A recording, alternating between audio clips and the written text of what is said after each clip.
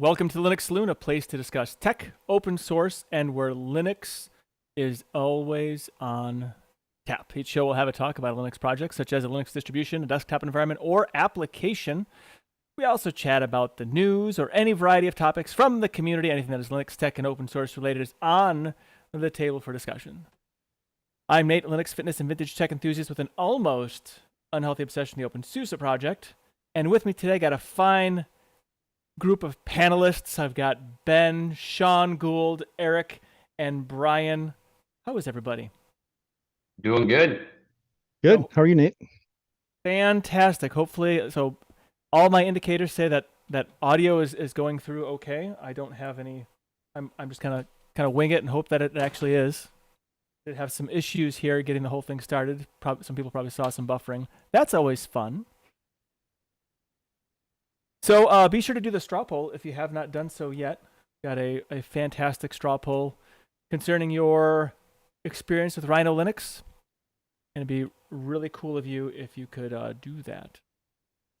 So on the docket, we'll be talking about that straw poll. Going to dig into our Rhino Linux exploration. We've got a community free pour with Ben and his, with Ben and whatever he's doing in the Ben world of distribution stuff. And then we'll do our last call. But first, what have you been doing in Linux or tech? Now, I don't know if Sean had anything he wanted to pipe in there, but if not, I'm going to give you a little update on some fun things. So last week I was at the county fair, and it's actually what I found out. It's actually the largest youth fair, specifically youth fair in the Midwest. And I had no idea. And I've never been to another county fair. I don't even know what I just never have. And so by youth fair, it's actually all directed toward kids. So there's no booze there. So if you like booze, well, you're not going to be happy there. I don't know if Linux Saloon would be allowed then. Anyway, so I had poultry at the fair because my kids entered poultry and some crafts and stuff like that. And on our way home from the fair, I actually came home with more animals than I left with, which is I think is unusual for most people. Usually they have less animals coming home because of the market, whatever. But anyway, I bought some chickens, some market chickens, and someone left behind a turkey, so I took a turkey, and then I bought some goats. And goats are funny animals. They are, and they actually do clean up the vegetation. I've been watching them kind of do my job, which has been pretty great. I've been enjoying that. So I don't know if anyone has ever had a pet goat here.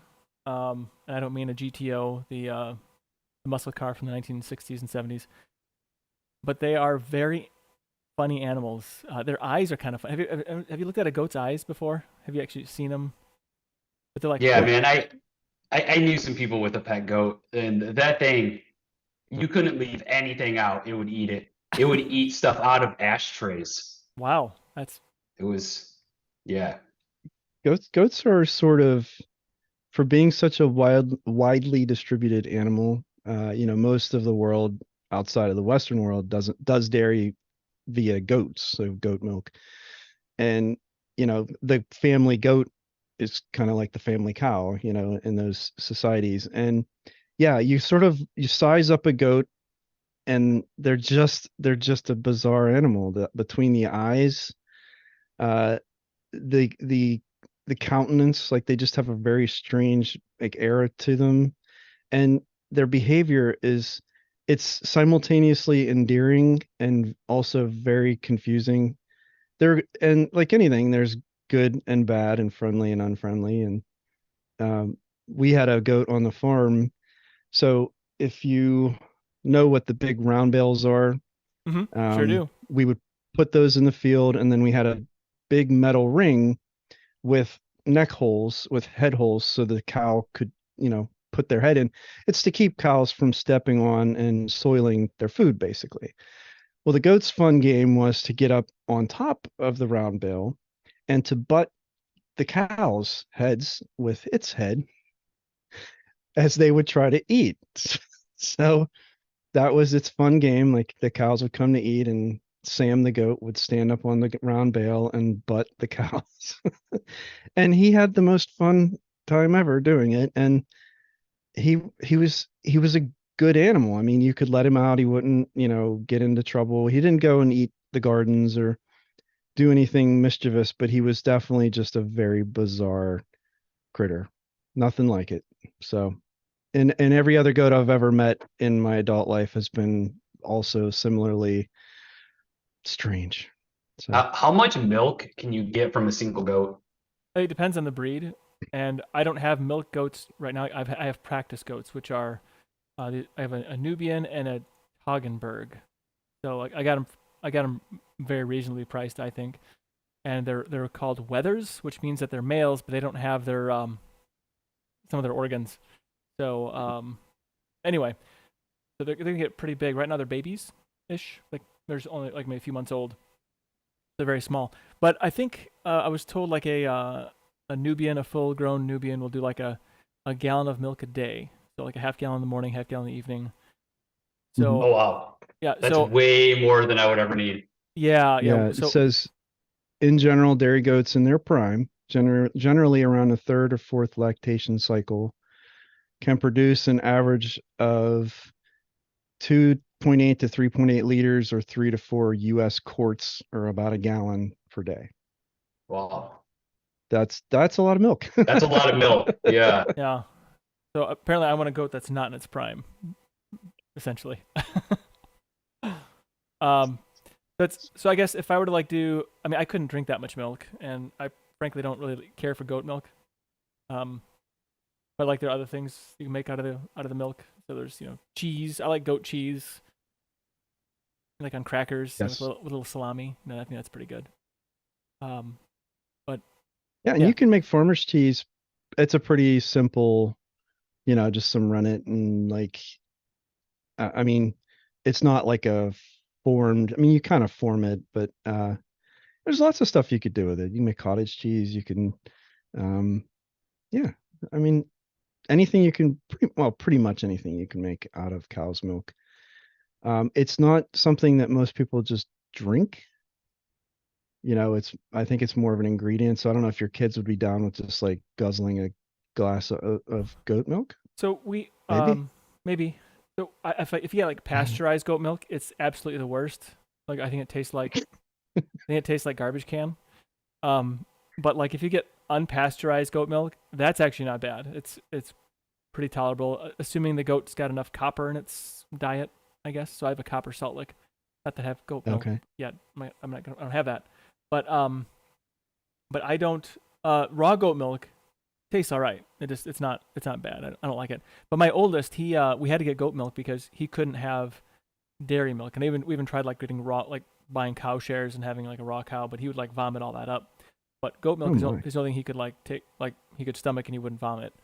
So and I think what's amazing about children is they can actually produce like like those cans of like crack foam stuff like we put like put in like the window cracks I'm talking about. Yeah. That's like Yep, yep. baby vomits a lot like that. So it grows larger than the actual size of the baby. And he was I mean, we probably could have had like, after him drinking some milk, we could have had like 3 more children just of milk vomit. So yeah, but I think that's where yeah, so that's we used goat milk for a while, and then went to almond milk, and now we're actually on dairy. So back to dairy. So it doesn't. Well, I suppose it's probably, good for you in some respects. And if you adjust maybe your expectations for it and it's not going to be like sweet dairy, regular cow milk, then, there's probably a lot you could do with it. And the other thing is the amount of effort that goes into raising a dairy goat versus a dairy cow. Dairy cows are such a time suck in terms of like the effort that goes into that. And, if you've ever known a dairy farmer, like they can't ever go anywhere because they have to milk morning and night. Unless they're automated. Yeah. Yes. So Yeah, and you don't want to rely on a dairy farmer to give you a ride back to the airport in the morning because their time schedule is different. Yeah. So I don't know if you are familiar with a place called Fair Oaks Farms in Indiana. They have highly automated um, Mm, uh, dairy process. It's actually voluntary milking is what it's called. So the cows yep. actually voluntarily go in to get milked. And so the actual amount of interaction from humans is very limited. There's actually a farm of the same equipment not far from where I live here, much smaller scale than Fair Oaks, much smaller scale. And they have the same kind of voluntary milking. And so they have like they do agritourism also.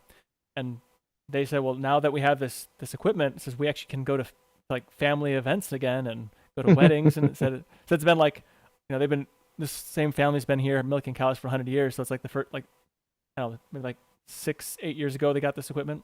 So it's been like only in the last 8 years of this family have they been able to actually all go to family functions now because they don't actually have to be there monitoring the cows at all times.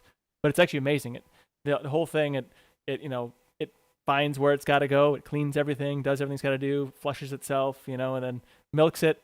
And then once it's done, the cow gets a treat, and then they go, and then it guides them back into like a thing, and the whole thing circulates back forward again. So amazing automated equipment for sure. Right. Yeah, and having done work on a dairy farm when I was younger, the cows do want to be milked because it's uncomfortable. They get, full of get literally gallons of milk, and it's uncomfortable for them and they want to be milked. So the idea that they are smart enough to sort of figure out like, oh, I just kind of walk into here and Mm-hmm. like it's kind of neat. So Yeah. But anyway, so the point of all this is at the county fair, someone who I had bumped into like in real life, around town, she asked me, she says, "You do those Christmas lights on your house?" And I go, "Yes." And she says, "So I know a couple other people that do Christmas lights like that. Would you be willing to help us build out the fairgrounds for like a holiday Christmas drive-through thing?" And cool. yeah, so not for this year, but for 2024. And so it's all kind of being coordinated. And I guess they have someone that's like coordinating with places like in like Dollyland or whatever they have like Christmas sets, whatever, but they rotate them through. Mm-hmm. And to get like the off rotation ones, they can get for free because they're a nonprofit and be able to like integrate these things there. So it's just in the talks right now. I don't know what's going to come of it, but I think it's really, really very cool that they asked me to help build out an automated like Christmas light show for the fairgrounds for around Christmas. So next year. So anyway, just something that just kind of sort of came up as of like a week ago, and we'll see what happens. So I get to flex my nerd muscle for local stuff. I think that's really cool. Yeah, and Honestly, I think yeah. I mean, the fact that you had spent so much time kind of educating yourself Mm-hmm. and deploying all this stuff and growing it and making it modular, and now you get to, we'll see what kind of budget they give you. Well, I mean, I'd be willing to kick in. The lights were not that expensive, so it's I mean, I'd kick in something for it just because. Yeah, but we'll see. I don't know what the scope is yet, but I talked to one of the other guys. So he lives in about half an hour, 45 minutes away from me in a little town called Niles, and he showed me some of his stuff that he does. And they actually have a club there of Christmas light enthusiasts. And Huh? I got his business card, and he does the IT for the fairgrounds, and so I'm gonna link up with him here in the next few weeks, and he's got some really cool sets. Like he actually modified his like permanent light fixtures to also be not only like regular lights but also RGB lights as well. So they'll do multiple. They're multi-duty Sweet. lights, and I want to see how so he has permanent lights as well. And yeah, and so like for me, I haven't talked about my Christmas light stuff for my house yet this year, but so I've actually had to turn the whole thing off like in the summertime I did because I was having issues with the strands like 370 some odd lights, 72 I think, in the upper part of the roof of the lights of the house. Like they were like flashing and like they wouldn't function correctly, so something was failing on it. And I got the fancier pixel lights that had instead of having resistor, they had some other like It's supposed to be a more efficient way of like controlling power, controlling the voltage to the light itself.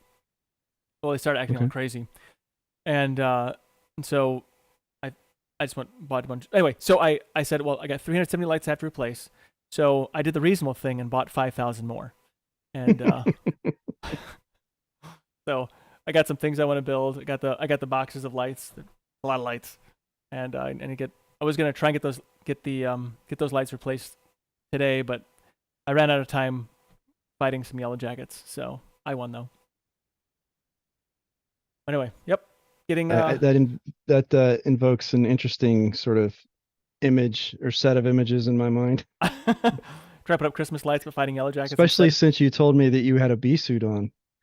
I did. That So makes it even more. Instead of being at a complete disadvantage, you at least had that on your side. I did.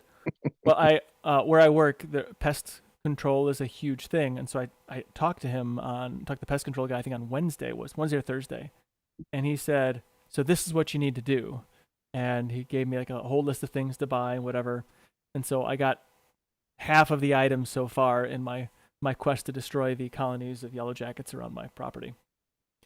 But yeah, I got a bee suit, and I did get attacked, but they were unsuccessful. The bee suit thwarted their attempts at trying to take me down, and I get really I'd like.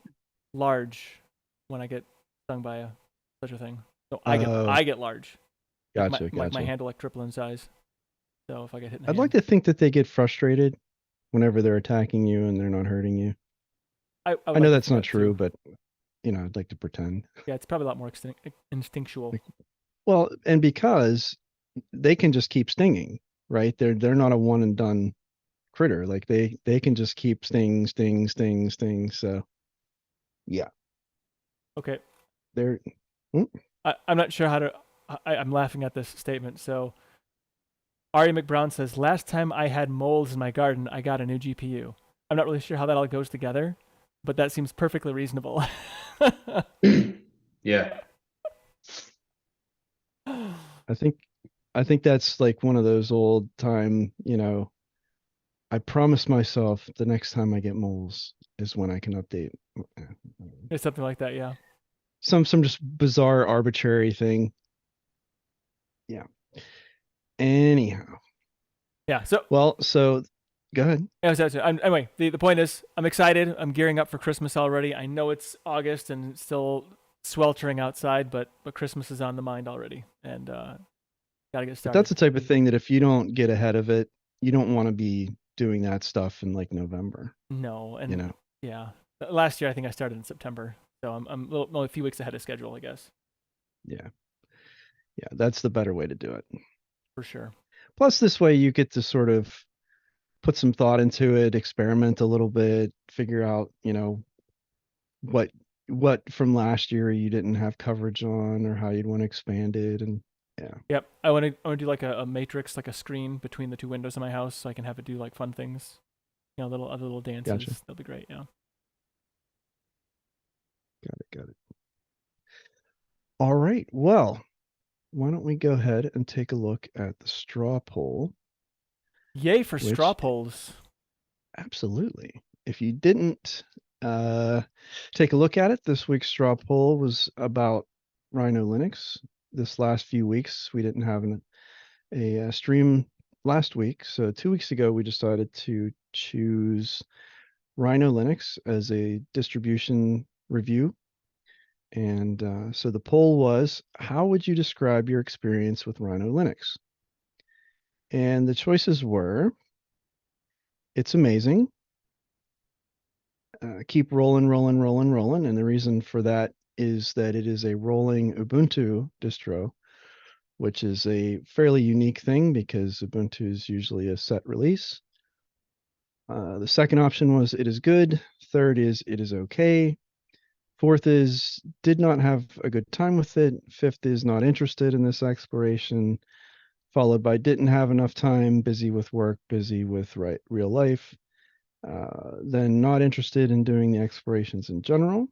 Other, please reply with other to this poll and provide additional details. And of course, the venerable Tux Penguin. So the results were 18.5% or 5 votes for it is good. Just as many votes for did not have a good time with it. So sort of split at the top there. The third most popular option at 14.8% is didn't have enough time. The fourth option, not interested in doing the explorations in general. It's fine. Appreciate the honesty. 3 votes for Tux Penguin. 2 votes for It's Amazing. Keep rolling, rolling, rolling, rolling. And followed by It's Okay, Other, and then Not Interested. And I didn't see the replies to Other. So according to this, there were 2 others, but I'm not sure where those go.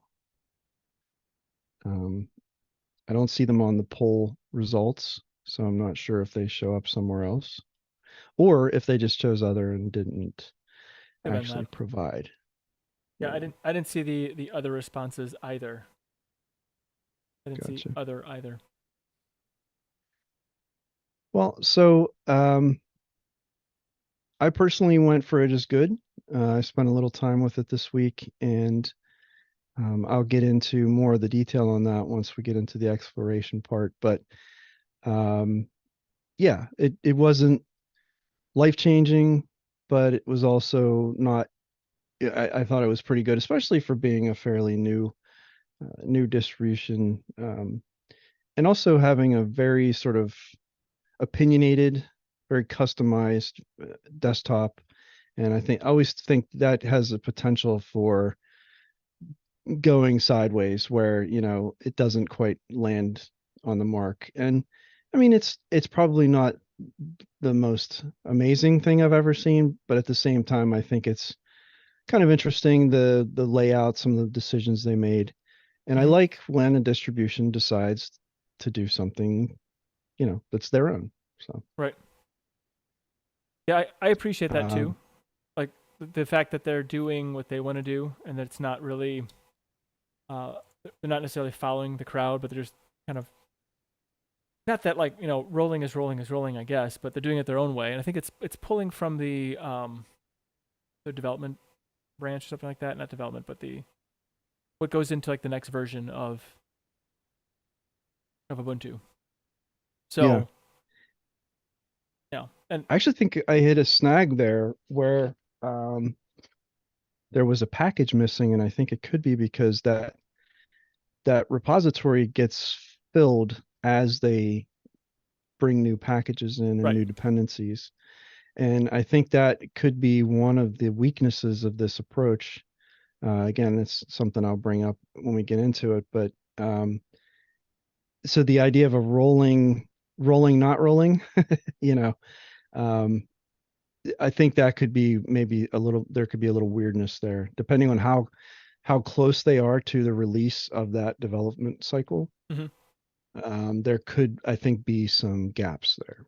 So, Yeah, yeah. So I think it may Actually, as well. my understanding was that they were using Paxstall for the rolling aspect of that release, not pulling from a development image. well, they have both. Yeah. So apt is actually looking at the dev stuff, but then there's also the Paxol stuff as well. I'm not sure what's the pack. So It will Paxstall, actually go. Sorry, go ahead. so Paxstall is kind of analogous to the AUR repository, okay, Yeah. but it's much smaller at this point. It's relatively new okay. in comparison. Oh, very cool. There's like basically what makes the AOR interesting is it goes and gets the source packages in most cases. So the uh, the build file itself, package build file, sort of it's a recipe, if you will, for what do you need to do to create this package. And a lot of Okay. times it's going and getting source. And it's the few things that I was looking at, that's what it was doing in this case as well. It was you used Rhino -pkg is their command line package manager, and it goes out and looks at the sources that it has available, including the repositories, Flatpak, Snap, and also pack stall. So if there is something in there that it can draw from, if you look at the file that it's going to use, it's going out and getting either and it could be the dev file, so it could already have been built. It could be a binary file that it's going and getting, or it could be the source file that it's going to then go ahead and build. But it's really flexible, and that's why people love the AURs, because it does the same thing. But it also needs certain dependencies in many cases, and that's kind of where I hit a stumbling block, where I tried to install Discord, which needed the deb file needed a package that wasn't in the repository. Oh, It had okay. no way to satisfy the dependency. Got it. Well, I guess that means it's in all of the other Ubuntu repositories, but not the dev. I gotcha. Well, I guess let's maybe head right into the discussion. So, as part of the rules for doing these explorations, the intent is to talk about the different aspects of the operating system and discuss the experience from using it.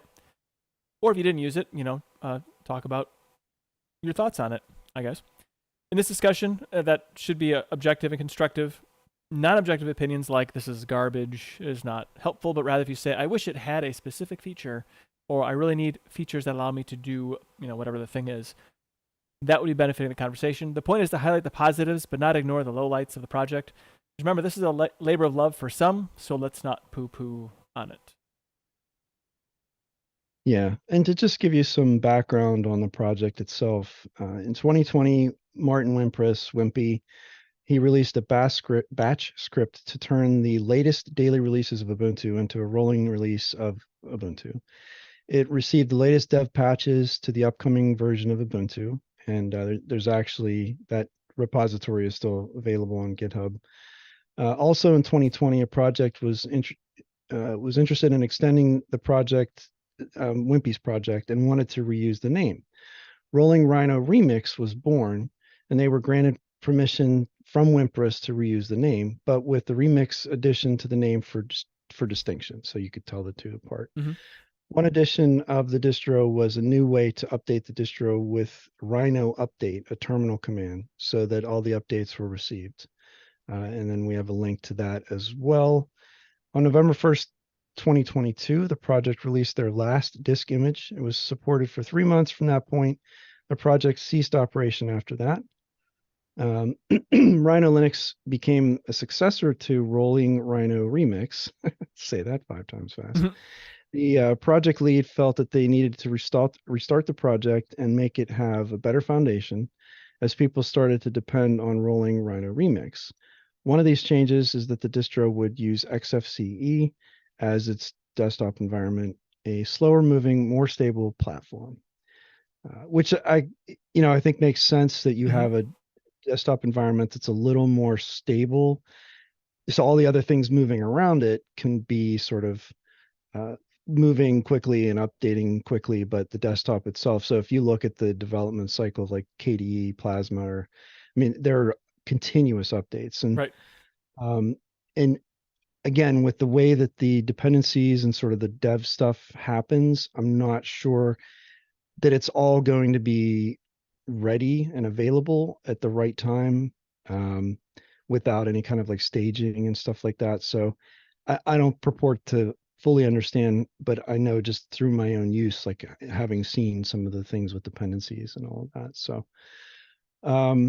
they have 3 ISOs. They have an x86-64, they have a Pine 64, and they have a Raspberry Pi.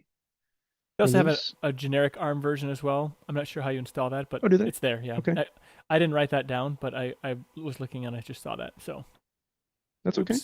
So that's, sort of the background. Wimpy had come up with this kind of idea of, and I think people do this. I've heard, other people say that they will just hook into the dev channel and use a dev version of Ubuntu. And I think early on in the life cycle of the project, it's probably kind of difficult to do that, just because things will be missing. But as as the release sort of matures, and I've done that in the past too, where I'll jump in a month or two before release, and by then, internally they're having code freezes, they're having, configuration freezes and stuff like that. They want to get to a point where it's sort of a known entity so that they can do testing and all of that.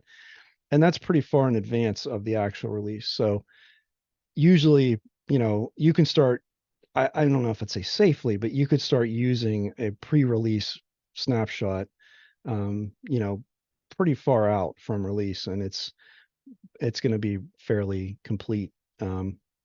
So anyway, so yeah, it was interesting for Wimpy to sort of put that out as a concept, and then people apparently sort of jumped on that, and then the previous rolling Rhino remix just didn't have the longevity or the support or whatever, and so now we have the new release, and definitely a very opinionated take, like I said, on a distro. They've not only chosen XFC, but they've done some pretty different things, like using Plank on the left hand side as the dock, and then a single panel at the top for for the windows.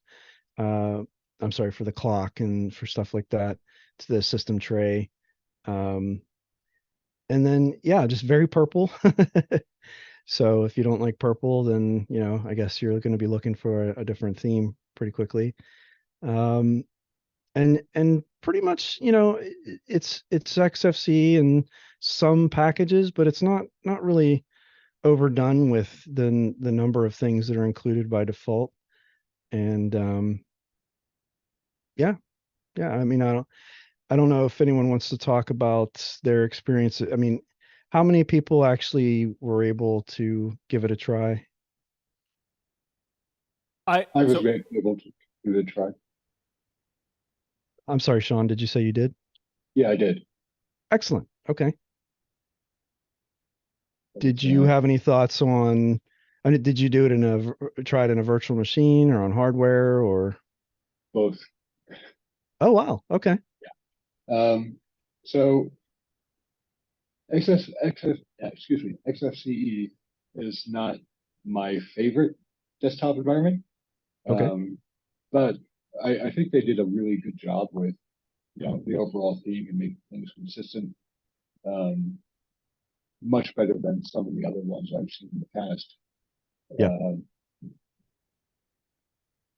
I did run in, and I appreciate that it's a rolling release and it's Ubuntu, but it's not tied to the complete Ubuntu philosophy of, one of the things that is missing is, it doesn't have snaps installed, and it asks you if you want to install Flatpaks. I appreciate that, Yeah. So I kind of appreciate them taking something familiar and kind of tweaking it to something that maybe would be more resonant with a lot of other people. I did run into a couple of bugs, or I ran into one bug during the install, where if you installed with the full disk encryption turned on, you would get a system that would not be. And I went back. That's one of the reasons I went back and I tested again on physical hardware as opposed to VM, just to make sure it was consistent across both platforms or both environments, and it was. And I reported that bug, and apparently I didn't see that somebody else had already reported it, and it had already been fixed, and it's going to be fixed for the next release in a couple of weeks. Gotcha. And then going through the bug reports after that, I noticed that kind of like another installation bug that crept in was if you turned on login automatically during the install process, that would cause problems as well. Okay. So just a couple of things that they missed. And yeah, bugs happen. I get that, and I committed my own share of bugs over the years, you know. Oh, sure. But yeah, I mean, overall, I think it's a really promising distribution, and I hope they kind of stay independent, but still based off of Ubuntu, and kind of keep that vibe going, because I think that's kind of like their focus, and I'd like to see them to keep that focus and build upon it. I share your lack of enthusiasm for XFCE, let's say. Usually whenever I go to look at things to test and try out, when I see it's XFCE, I'm kind of like, yeah, let's see what else is out there. And I'm the opposite, man. I'm just like, sweet, no are you? frills. Yeah, So what did you think of this theming then? I didn't have time to try any of it out, Okay, okay. but I don't know. I love XFCE. So What I what is it that you like about There's just nothing to it. Like it's more than just using a window manager, but like there's nothing extra. So I'm just like, cool, perfect. I can add what I need. I'm Fair kind of in the enough. same boat as Brian on that one. When I saw that it was XFCE, I'm like, oh, phew, it's not GNOME, thank goodness. And Yeah. so nothing against GNOME. GNOME's great. I think GNOME should keep doing what GNOME does, which is alienating me. And that's not true. Actually, I like the last last release of GNOME. That was actually really quite good. But anyway, that aside, I was actually surprised on two accounts. One, it was XFCE, and two, initially I thought, oh, this is Unity. Like I initially thought Hmm. I was expecting Unity, and then when it wasn't Unity, I was a little bit disappointed, but then at the same time surprised and impressed how they shaped XFCE to kind of give that Unity vibe. Obviously, it's not Yeah. Unity at all, but I really like my initial welcome to Rhino Linux. I thought was simply fantastic. Be like perfectly frank with you, and not that your name's Frank, but anyway, so the installation was like any other Ubuntu release. Basically, I felt like it's pretty straightforward. The same kind of, you know, you have a few set of options. Go ahead and install it. It does its thing, reboots, and then you log into it. I'm not necessarily, I would say, a huge fan of the theming, but I think it works. I think it works really well. Right. And so I chose the dark color scheme, of course, because I'm not an animal. And and I did like how for the package manager, they gave you options right out of the gate for if you want support for Flatpak, Snap, and App Image, like right out of the gate. I'm Hmm. not sure what this is necessary dependencies for app images. I wasn't exactly sure what that meant exactly. I'm like app image launcher, but I didn't see it. Yeah. Yeah, that's So really, I think, that all that there was, because there really are no dependencies otherwise. But yeah, App Image Launcher, really, that's it. I didn't see it in there, but whatever. Um, I like snaps and I like Flatpak, so I like them all. I'm not I don't push any of them away. So I appreciate that like right out of the gate that they had that right there. And so Mm-hmm. I didn't. They also give the option for the beta channel on the Flatpak, and I thought that was pretty interesting. I did not choose that because I think that's where I would get into trouble. I think. And I don't want to. I just don't want to, you know, beta channel my way into something awful. Yeah. Then they had some extra settings too. I thought was interesting. So they use something called Nala. It's an alternative front end for the uh for what was it for? Some I can't remember now. There's an alternative front end for for their UI. So it's a front end for apt for a UI UX experience. I I don't know that I experienced it necessarily, but hey, it was there, and I said yes. They also had a GitHub CLI and something called a crash reporting system, to help improve the stability of the system. And I thought it was pretty cool. It had a nice little, when you first start up, you can set your options that you wanted. I thought that was great. And then it rebooted pretty quickly, right back into the fun of it. And did you play with the update feature on it much? I did. Yeah.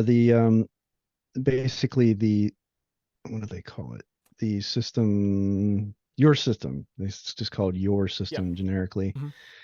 And yeah, basically it just loads up, tells you what some basic stuff about the system, the board, the chips, memory, disk, GPU, kernel, desktop environment, the operating system, and then there's a big purple button to do the system upgrade, which is the first way after I installed that I actually upgraded.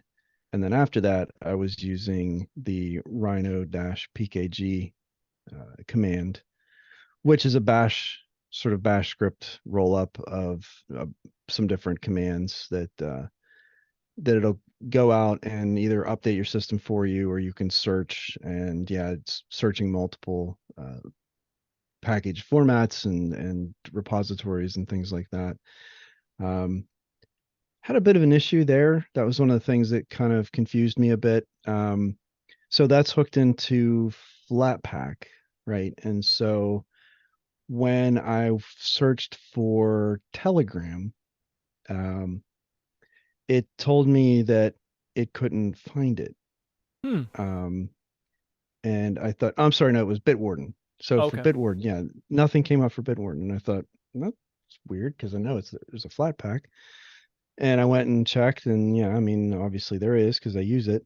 And for some reason, yeah, rhino.pkg just doesn't find it. And same thing for MarkText, which is a markdown editor that I use. And just it was just sort of strange how certain packages just didn't. And also I noticed that there were some packages that the Flatpak version wasn't offered.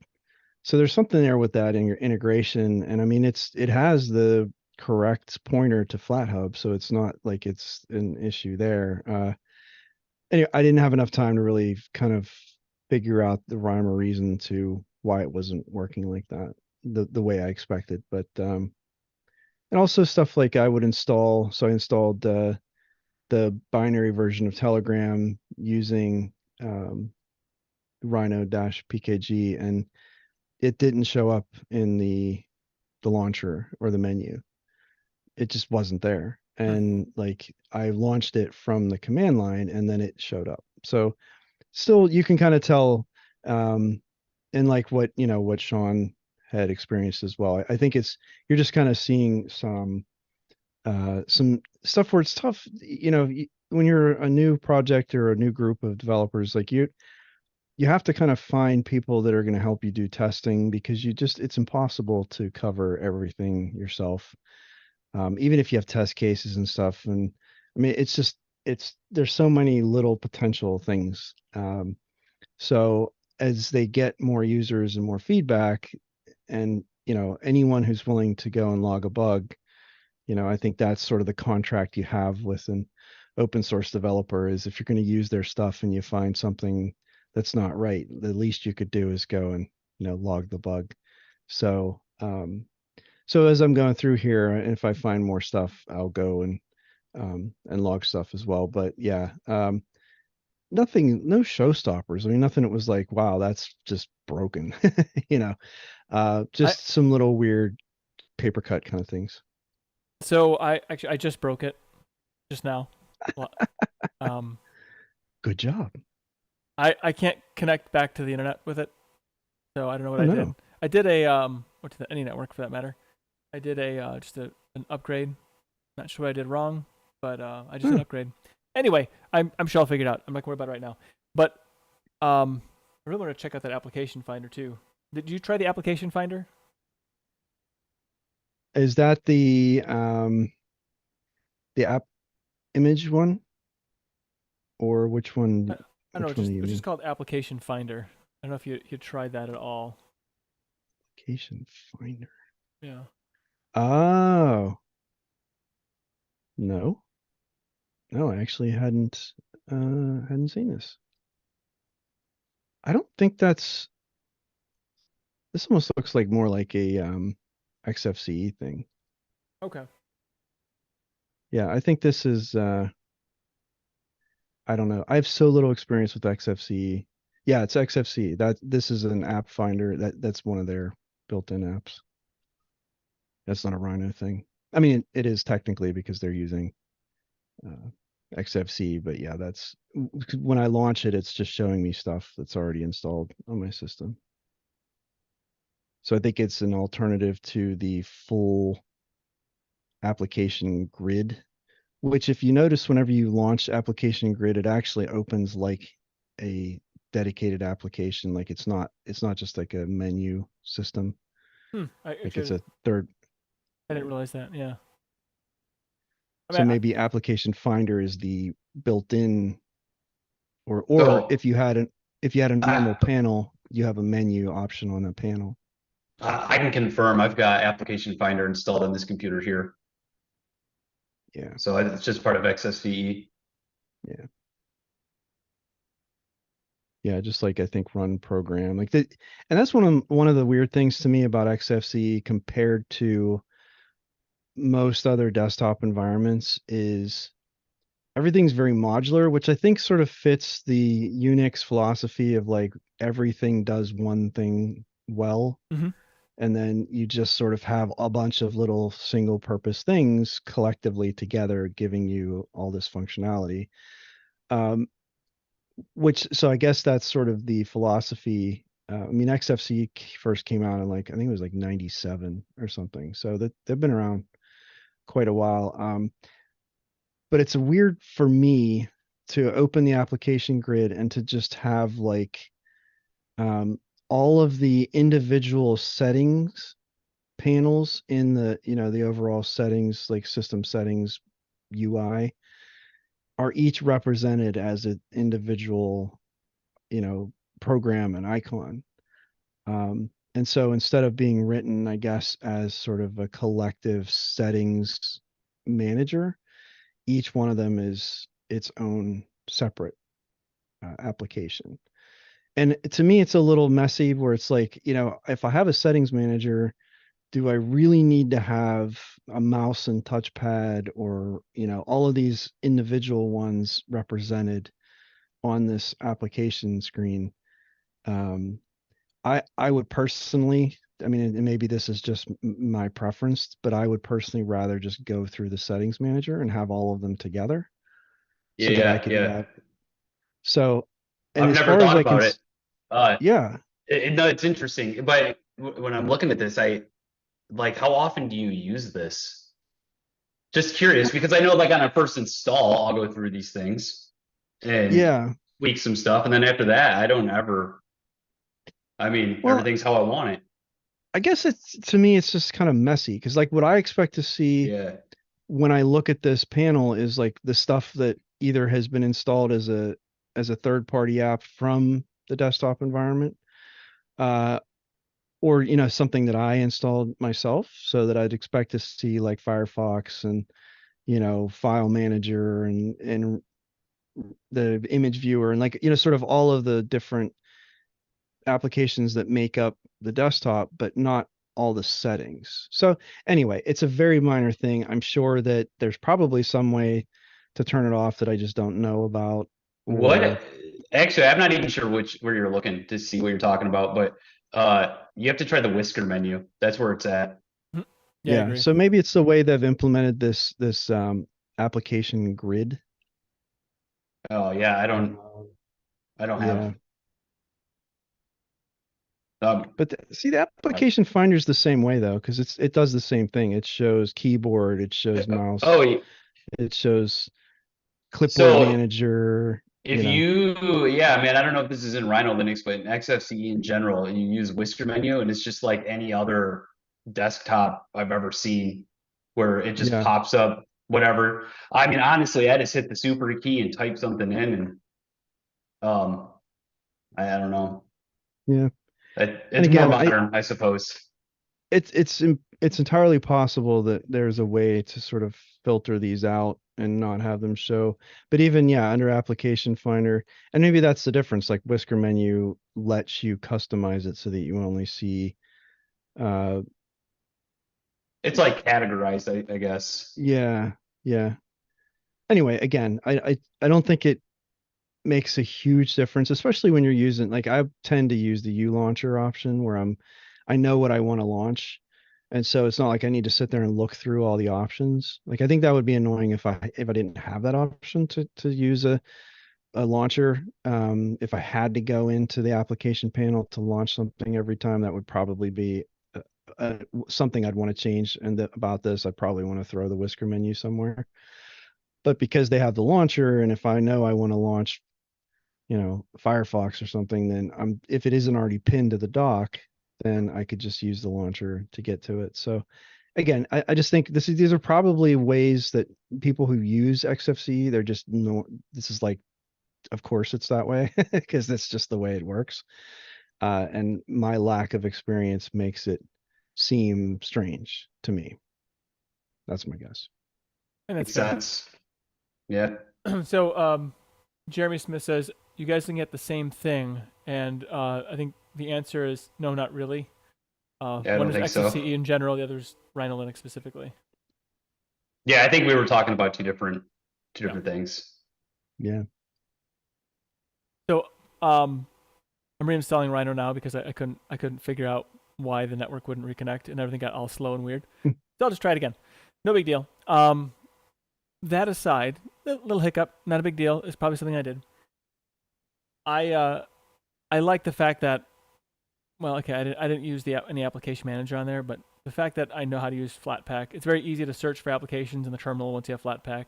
And probably if I were to use Rhino Linux, and also that to answer somebody else question, I saw it here. So Code 2610 says, is this good for daily use? And I think yes, asterisk. It depends on your level of knowledge and managing a system. I don't know. I didn't see any kind of like snapshot rollback system on it. So like if you were to mess it up like I did, I don't know how you would roll it back if that is even an option. But and also I didn't even see Grub start up like in the beginning. Did you notice Grub at all? Like it seems like it started, it went right into. I wonder if they're using something else like system deboot or something like that. Let me see. It could just be that they have the timeout off so that you don't see it.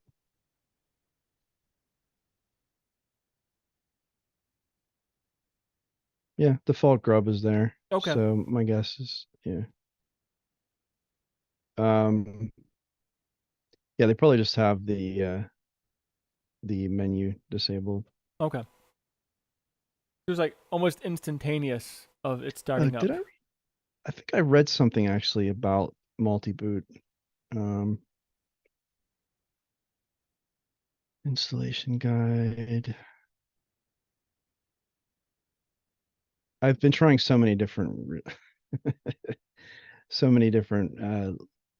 distributions lately that they kind of blend together, unfortunately. Yeah, I don't know about supporting multi-boot. So, and honestly, for what it's worth, and I know it's a young project, but they don't have a lot of documentation. So they have an installation guide, quick start guide, and then information on Rhino package and Packstall, but not a ton of other information. They do have a fairly active. Oh, I thought they had a forum. Yeah, contact and social. Yeah, they do. Okay, they have Discord, they have Matrix, and then they have social media stuff. So I think probably Discord is where they do a lot of their sort of support and all of that. So Jeremy Smith says, hold down the shift key to show the grub menu. So that's apparently the thing to do. Yeah. Yeah, I got it. Yeah, would I personally use this every single day? I I don't know that I would, only because I don't really know anything about this whole dev rolling. It's a bit of a subversion of like this normal system that's intended for like, okay, I guess I would ask myself, what am I gaining by using, besides the fancy XFC desktop? the underlying system, like, am I really gaining very much by using, a quote unquote rolling version of Ubuntu versus a point release? I mean, I guess the argument can be made for not needing to update, upgrade as new releases come out. The packages are going to be slightly newer, but you're already sort of using third-party stuff with Flatpak and Packstall, and yeah, I guess I don't quite get the value proposition of like what um why would I choose this? Um, and they do say, it reinvents the Ubuntu experience as a rolling release distribution atop a stable desktop environment. Uh, Packstall is a big part of it, and um, you know, they're using sane defaults. An XFC desktop environment is used for stability and rock solid base. Packstall, the package manager of choice, will always provide the latest software, even if software that is not available in the Ubuntu repositories. And I've already seen where that wasn't true. Um, and I wonder what happened with you installing and breaking networking. I'm not going to say it's unstable, but I also can't claim that it is stable because I just don't know anything about it. I think if I were to maybe run it for a longer period of time and actually try to kick the tires a little more and see if those things that I encountered were just anomalies, or if in fact there is this sort of gap between what's in the repositories and what you can get with Packstall, especially stuff like dependencies, because those are such a pain in the butt sometimes Mm-hmm. to get all of those dependencies and have everything be there. And if dev is a moving target, and yeah, I just, you know, um, I'm not seeing anything here that is like a huge standout that I don't see other distros claiming. Perfect for developers.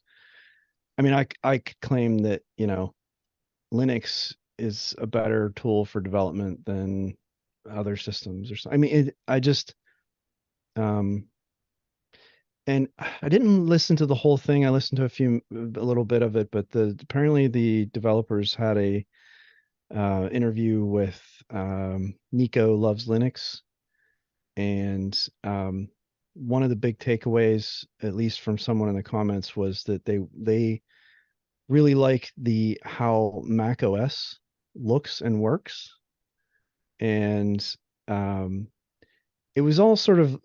I'm not entirely convinced that there's a cohesive vision for like what this is, what it does, how it's different. Um, yeah, and again, none of what I'm saying is meant. Trust me, this is not a negative. There could be some huge like advantage that I'm just not seeing. Um, and I just think Um, yeah. yeah, man, not to interject, but I actually sort of feel the same way as you about most different distributions. I think that you sort of hop around for a while and you see there's underneath it, it's all the same. And it's just a bunch of stuff added onto the same core. And eventually you find one, and from there, what are you going to get for the most part moving around to something else? I mean, different things have cool different features. Yeah. But overall, a lot of them are a lot of distros are pretty similar when you start getting into them and digging down. Yeah. Now Well, there are some that are better fit for different purposes. I mean, like you wouldn't right. want to run Arch on some production server that has to have 100% uptime. Right. But yeah. So Right. And like how certain people need cutting edge kernels and stuff because their hardware is cutting edge, or there's definitely a role for distros to be matched to the individual and something that has an advantage that if I don't have that hardware, it doesn't matter to me, but to that person is very important. So I mean, there's definitely still a lot of that, but I Right, agree. There's a good bit of like sameness, right? And right. um, if the differentiation is visual, like you've got a different kind of theme, or a set of packages or, It's the same thing. Yeah, you just have the same thing just yeah, pre-configured for the way somebody liked it, and yeah, that's cool, but it's not enough to convince me to switch. yeah. So, if I may, of course, You may. yep.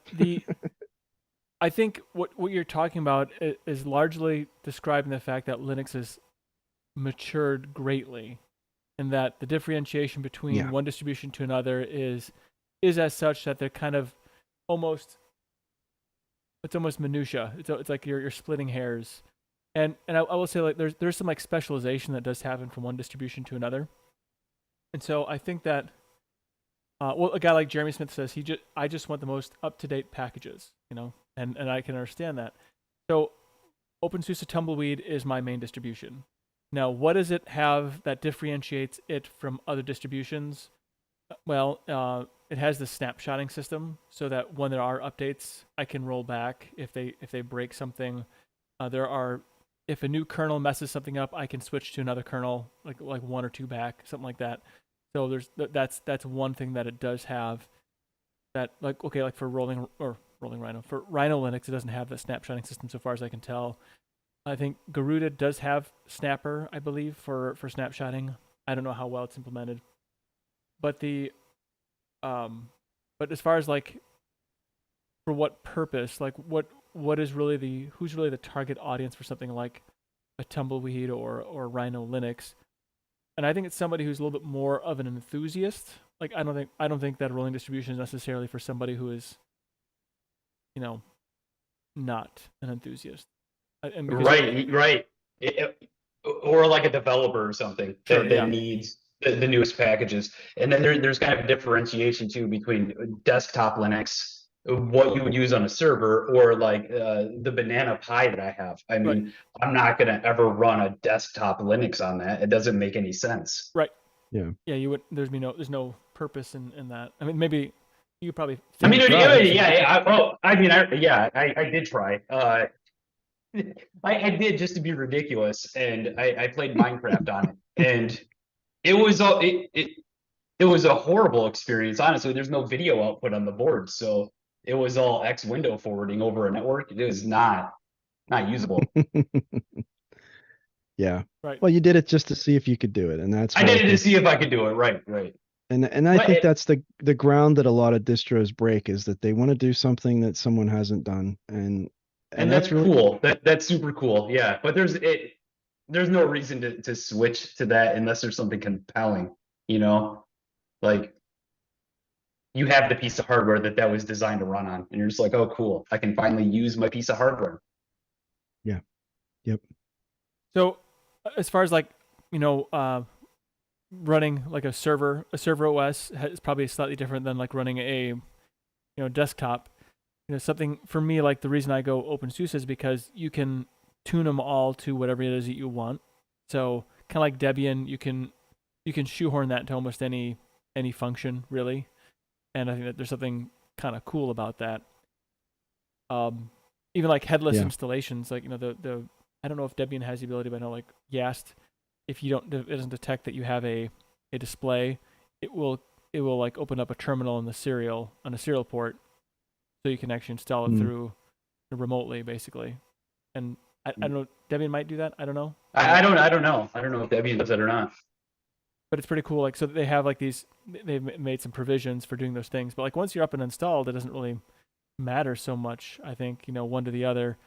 I mean, I made my Steam Deck when you go into the desktop portion of it, it looks like OpenSUSE, just because I can. It's just the Plasma style that I created. I could just download it and install it, so it just looks like the rest of my desktops. So it's kind of it's faking it, but once you introduce things like app images and flat packs and snaps and things like that, maybe not so much snaps, but the differentiation between distributions, shrinks even more because you're using the exact same, application sets as well.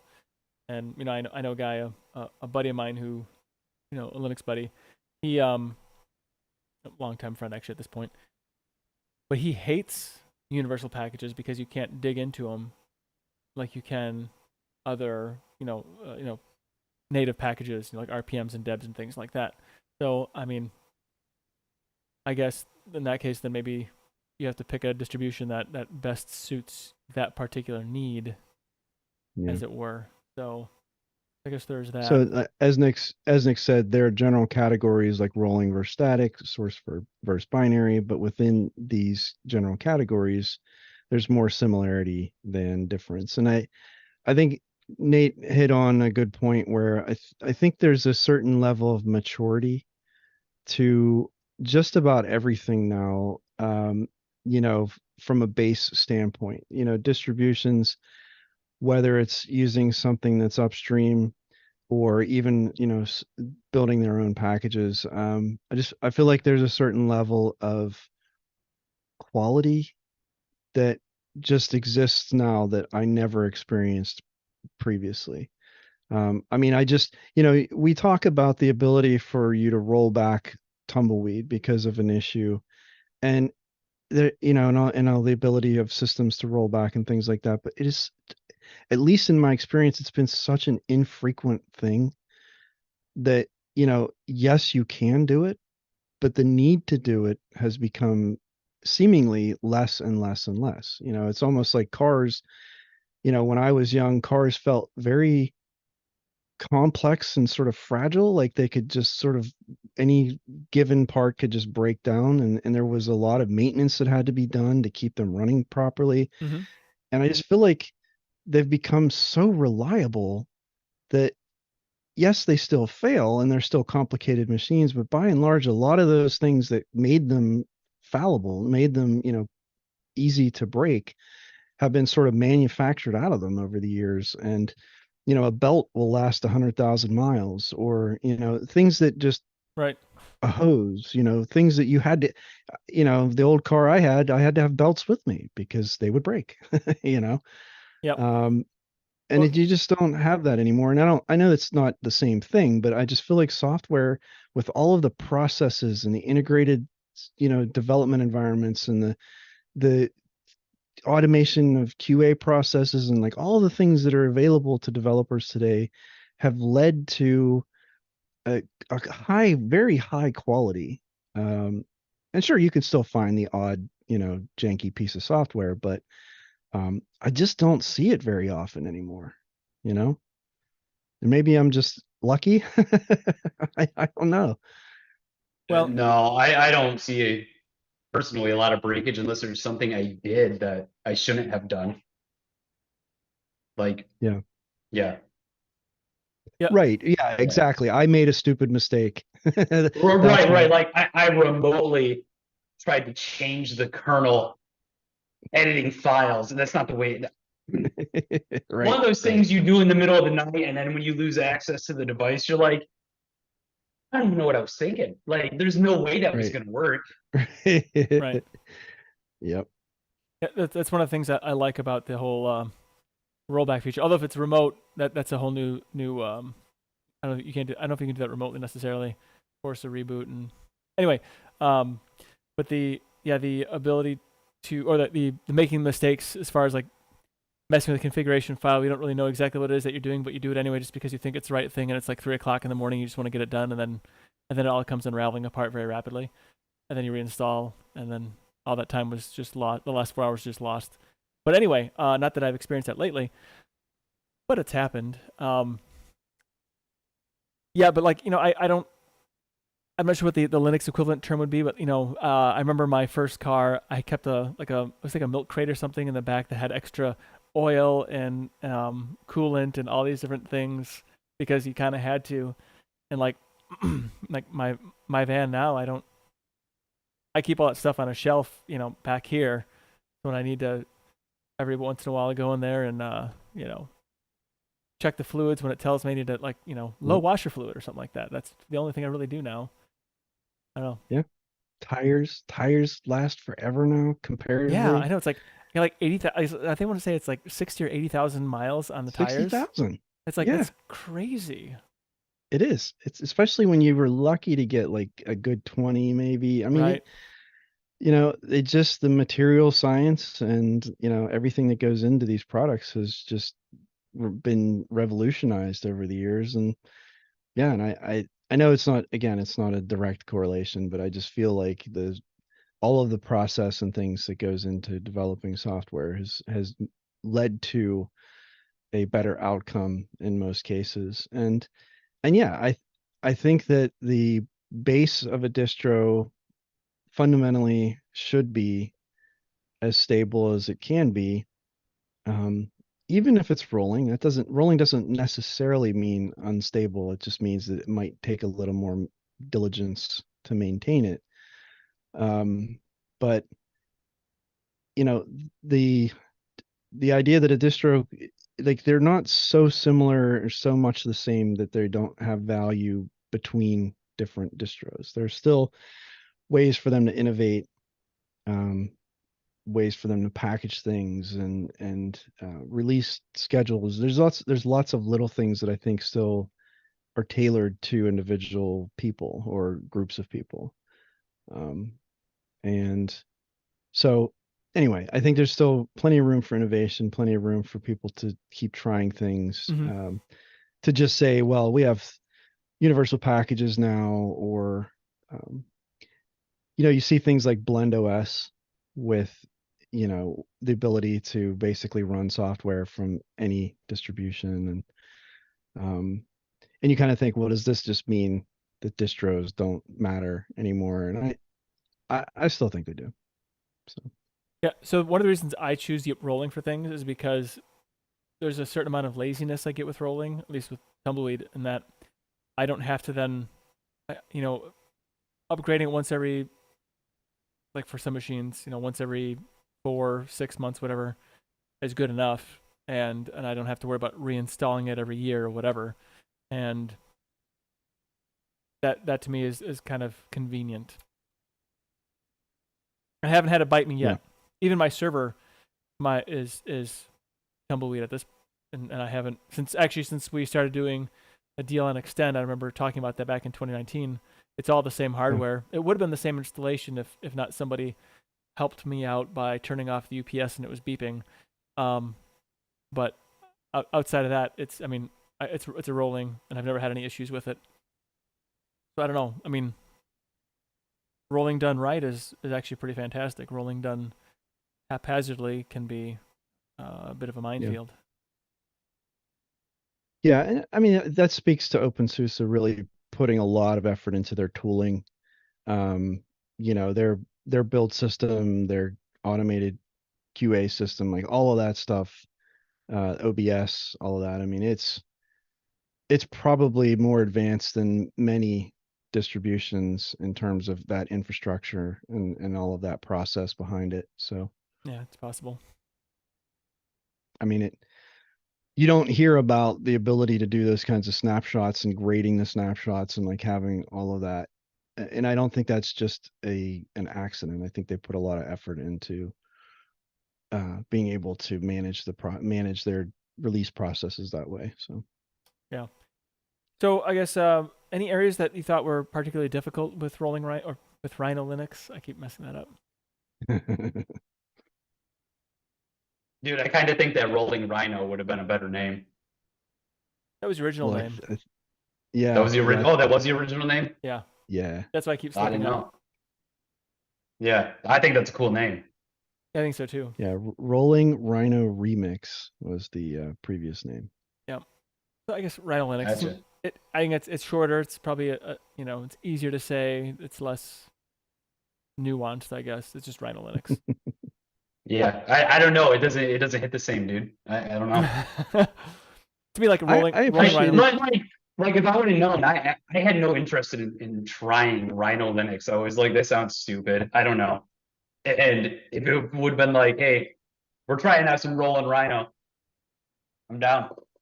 Yeah. Yeah. Rolling Rhino Yeah. does kind of invoke this idea of like a bunch of rhinos like rolling like coming down a And hill. just It sounds they're like having a good time. They're Yeah. out there like doing something cool. right. I want to be part of that. I appreciate that it gave me an opportunity to play around with XFC. Like I said earlier, I tend to dismiss it. And this isn't going to make me love it overnight or anything, but at the same time, like I do, I think it's healthy if you're going to be interested in technology and you want, especially if you're going to be discussing it openly and, have an opinion and stuff, like I think it's important to kind of understand what the lay of the land is and like what's Mhm. out there. Being too opinionated, I think, is a dangerous thing. Because I can tell you that I've been proven wrong so many times where as soon as I think I have a stance and, I've made up my mind about something, it never fails that, the developers go in a different direction or, or I encounter a situation that I hadn't before and I needed technology to work in a certain way that I didn't before. And now all of a sudden I have a new requirement that sort of forces me in a different direction. And all of a sudden that thing that I wasn't all that interested in or I had dismissed now becomes really valuable because it does something in a certain way. And, I think it's dangerous to just sort of categorically dismiss something. And so, I know I don't love XFCE and I probably won't choose to use it, but I also think it's important for me to have used it enough to understand it so that at least I have an informed opinion so that if someone says, well, why don't you like XFCE? And it's not so much that I don't like it versus that I like something more. And that's Mhm. really how I feel about a lot of things in open source and Linux and and probably in life in general is it's much less about me actively disliking something. Like, I mean, you'd have to do something to me personally for me to dislike it because, like you offended me or something. It's really much more about I have other options that I find more compelling than XFC. But that said, it was interesting to go in and see all the different settings and the granularity and the fact that I could, I wanted to make the top panel a little skinnier. I wanted to change the font. I wanted to do some different things. And, all those controls are there. So for you to be able to go in and customize it, which I still think over, Windows and Mac and all of the any other options is like Linux has always given me that freedom to sort of express myself in that, being able to make those kind of changes. As silly as that is, I mean, I think that's one of the powerful features of Linux in general. And so, yeah, I appreciated the fact that I got a nice starting point, right? I don't Mhm. love Plank. It's not my favorite dock in the world, but it works. It's stupidly simple. That's how they describe it, and Right. they're right. Um, and so, I thought it was kind of neat that they created their own theme for Plank and that it fit in with the rest of their stuff. And, they placed it on the left. And, I mean, they made some decisions and I thought that was kind of I appreciate it's like going to someone else's house and seeing how they decorate. Everybody has a place they live, right? Everybody has a bedroom and but everybody also has a different take on like what either functionally works for them or from a decorative standpoint. And I think Linux distros are kind of an interesting, Yeah, expression. yeah. So these distro explorations, that is what I've gotten out of them. You start one up and you're just like, I would never have done that way. I didn't know you could do that. Mhm. That's awesome. I'm probably never going to use it, but it's cool. Right. Or like some stuff, it's like, you know what? Actually, I'm going to start doing that because that's super slick. I didn't know. And it's cool. Yeah. And I think Leo, actually, for me, he hits it on the head. He says, being opinionated as a dev of a distro is the best part of new distros. And that's actually what I like, why I think they're interesting, is to see how opinionated somebody is about it and to see how that opinion jives with my own. That to me is like what makes distribution explorations fun, is just doing that one very thing. Now, Yeah. I will Yeah. say that, as far as like some other thoughts on rolling Rhino, so I only tested it in a VM, but I've decided that I've got like an old netbook that has kind of been, it got replaced by some newer computers that my kids are using for school, and so it's just been kind of sitting. And I think I'm going to put rolling Rhino on that, replace OpenSUSE Tumbleweed. Don't tell anybody. And I want to just play with it for a long term because it's one of those things that's interesting for me enough to want to watch. I put it in the same categories like an MX Linux, which MX is way more mature, obviously, or a Bunsen Labs. It's a very opinionated Linux distribution that kind of has a function, a purpose, and I want to see how it functions on old hardware, just the way how the speed of which it booted up was so impressive to me. Like I want to just see also XSCE being very low resource, how that plays, and to see if it holds up over time or if it falls on its face. I'm just interested in seeing how that works. But I think it's Yeah, absolutely a really neat distribution in that regard.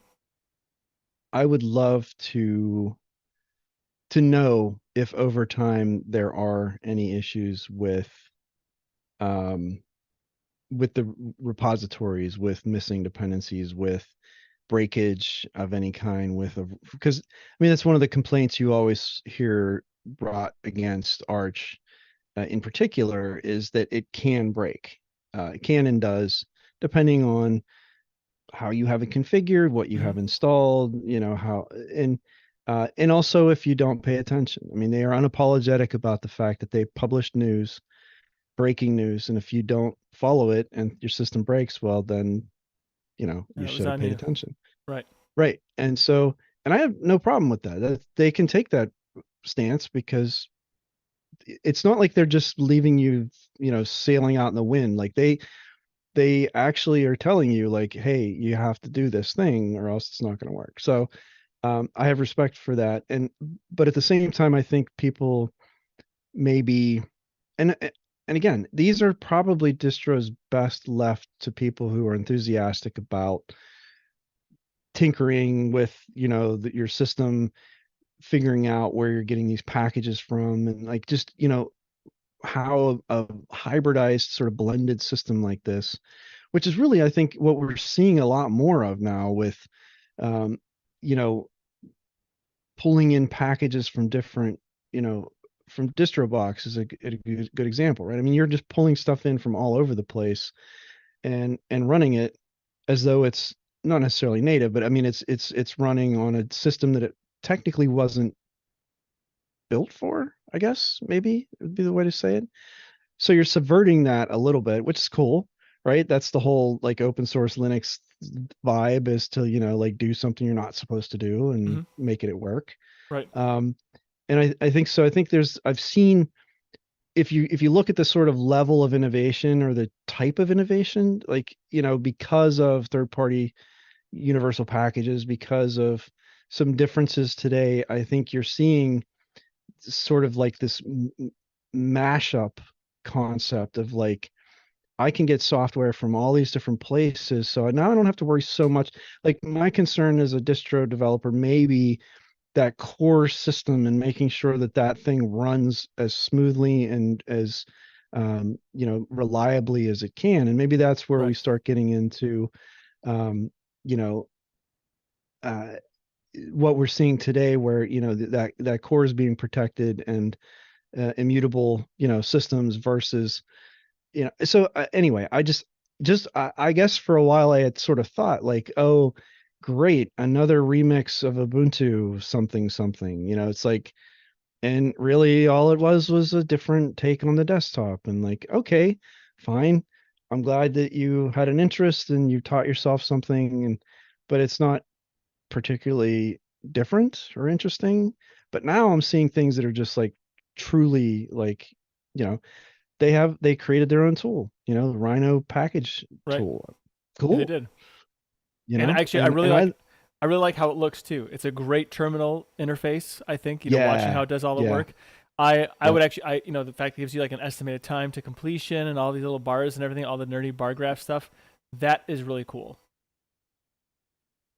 yes, And yeah. also, Somebody put a lot of, yeah, yeah. So Easy Nix did call you out and said Arch doesn't break. The user breaks. yeah, yeah. I just answered it. I will break you. Yeah, I hear So you. anyway, I thought it was pretty funny. Um, So I guess my yeah. question is anybody here going to be keeping it running on something for any period of time? And besides me? More than likely not me. Okay. I I don't know that I'll keep it running. I think it's one of those, I want to, I really do want to find out what people's long-term experience is with the concept of a rolling Ubuntu base. I know that Wimpy probably did it as more or less a technical exercise. Mhm. And also because he's a developer, he works in that development environment all the time anyway, or at least he Right. had been. Um, so like I think that was all normal sort of territory for him versus now sort of making that available to just random, you know, random people, myself included. What does that change? Like, how does that work? And then it really did give me a little more insight into XFC and maybe where I could possibly use it. Um, and and I do like the idea that they said, you know what, if we're going to have this churn and some potential for sort of lots of updates and changes, that XFC is so rarely changed that we'll use that. And I think that as a strategic aspect, like that's actually really interesting to me because, it's a completely capable, fully functional desktop environment that is also probably the most stable out of any of them because there just aren't a lot of changes happening. Mhm. And that's kind of interesting to me. So that's a big takeaway. I think that I didn't have that perspective before. So I think that it would have been slightly more interesting if they would have like gone with Unity, because Unity also doesn't get a whole lot of updates, and Unity is kind of one of those things that I think made Ubuntu special. That whole Yeah. Ubuntu line, and so I think it would have been interesting for me. I think it would have been more interesting if they would have used because use Unity. That's my Well, opinion. and so will what happens to every other distro happen to them where they start with a focus and then as they gain more users, they go, I'd really like a plasma version. Are they going to give in to that pressure of will there be a unicorn plasma version? I don't So know. I, I'm unapologetically a huge Plasma fan, but I kind of hope not, because it seems like they don't have a lot of the infrastructure that like OpenSUSE has. So like they have all the testing and QA, so that's why Plasma is good on OpenSUSE. But I think Plasma is kind of an animal in and of itself without all that testing. So it seems like that would just detract from the other things they have going on, if that makes any sense. Yeah, and I do hope that they can stick to their guns and just kind of say, you know what, there are 350 plasma distributions Right. easily. We're kind of cool with what we're doing. So, Right. Yeah, I Sean, agree. did you have some thoughts? Yeah, I mean, I think they're a relatively small in terms of people development group. So taking on even another desktop environment and applying the customization that would be needed to bring it in par with what they already have on the XFCE, I think might stretch them a little bit. And I also wanted to circle back um, to a couple of points that you made, Eric. One of which you had mentioned Bitwarden was not there in the repositories when you tried to find it. And I just did a search through Rhino package, and it showed me a Debian package and a Snap package. I don't remember if I turned on Flatpak for this particular VM. So it is there. Maybe it was not there at the time, but being a rolling release, it certainly can pick things up over time. And I would kind of appreciate more with the rolling release if there was the ability to do snapshots. It's not, it may not be something you need very often, but in my opinion, just like having a backup, it's something you may not need often, but when you do, you really do. So. Right. It's a low overhead precautionary measure, I think. Like Yeah. you don't lose anything by it, but you certainly gain a lot. Well, okay, you lose some disk space, but I mean, really, is that all that much? Really?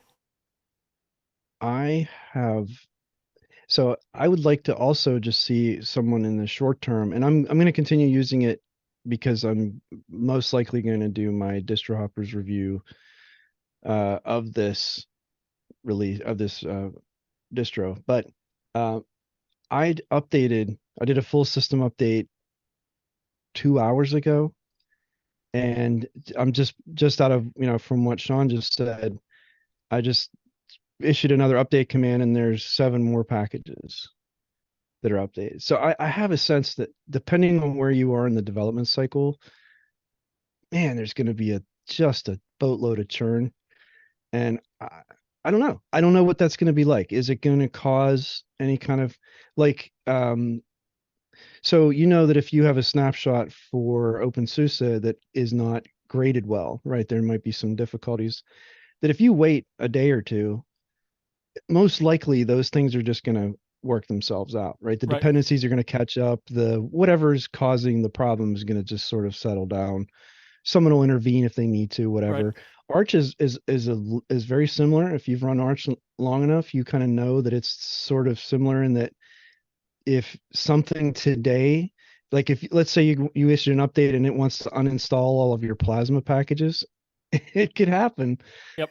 And you're not paying attention. Like, so anyway, but if you do pay attention, you say, oh, nope, not going to do that. But then you come back the next day or 2 days later and you issue the same command, and that doesn't happen because whatever weird dependency was happening is fixed.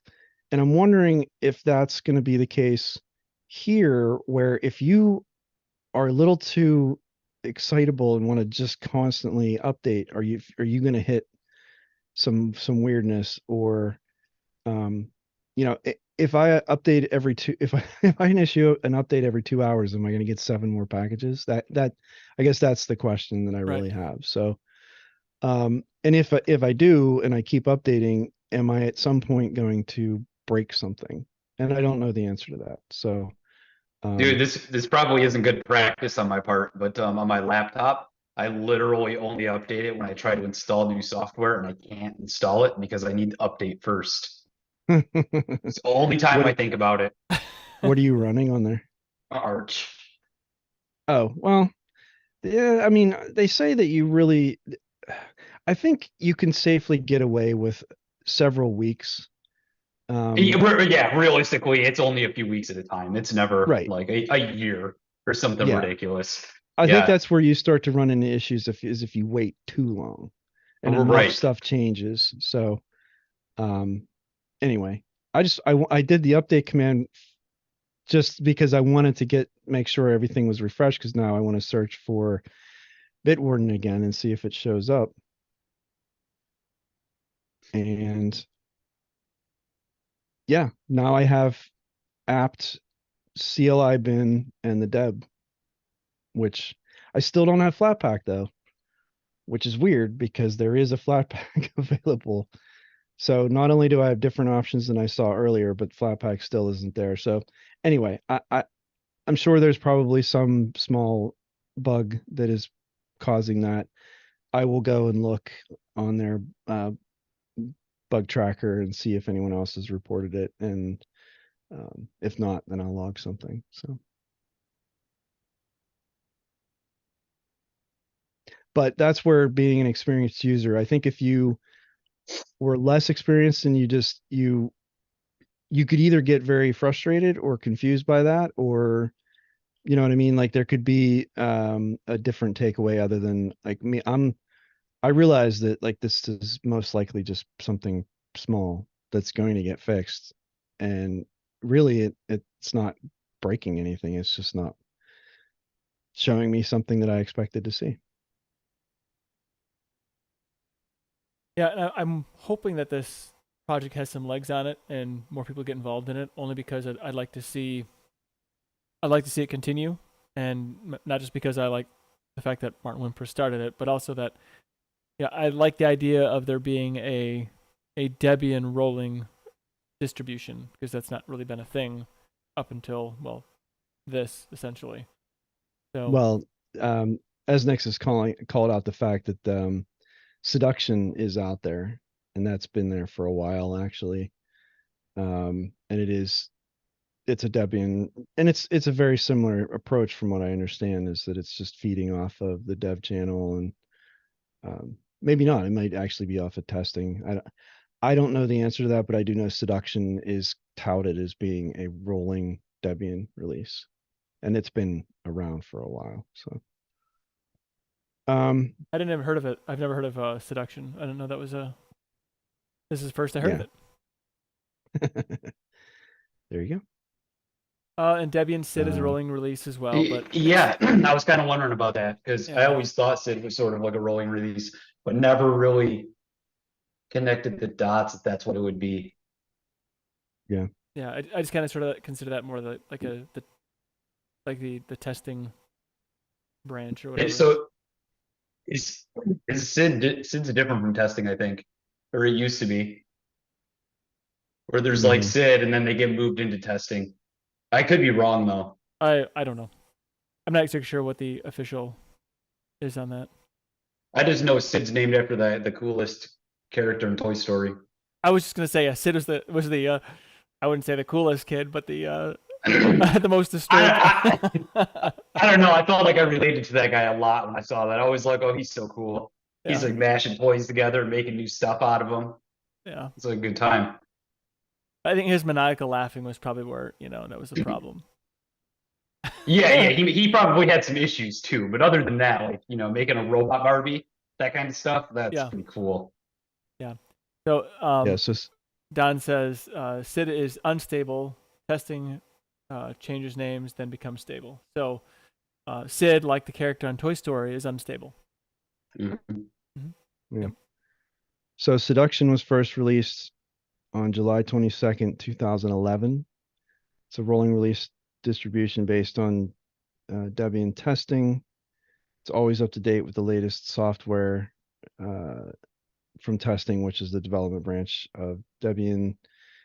It's a community-driven project, and its goal is to provide a user-friendly and stable distribution for experienced Linux users. Key features: rolling release distribution, always up to date, community-driven, stable, based on Debian testing, user-friendly, and customizable. So Easy Nick says Sid is unstable branch of Debian, not really a distro according to Debian. So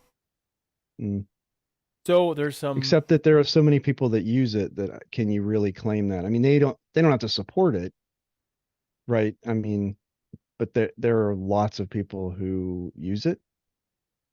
Well. And I think if somebody's using it and is able to get work done on their computer with it, then that means it's a real thing. Well, I guess there's the idea it's not really I can see like maybe the point of it's not a distribution in the sense of we are offering Sid as an option. It's just it's there. It's kind of like the corner Yes. table in the restaurant that nobody uses because they typically it's like the where the managers sit when they're trying to do the time schedule for next week or whatever. It's a table that's there, but Yeah. they don't really promote it. Well, this makes me interested to look at. I know I have looked at Seduction in the past, but I don't think I ever really gave it much thought. So anyway, I think it warrants maybe some investigation. Oh, for sure.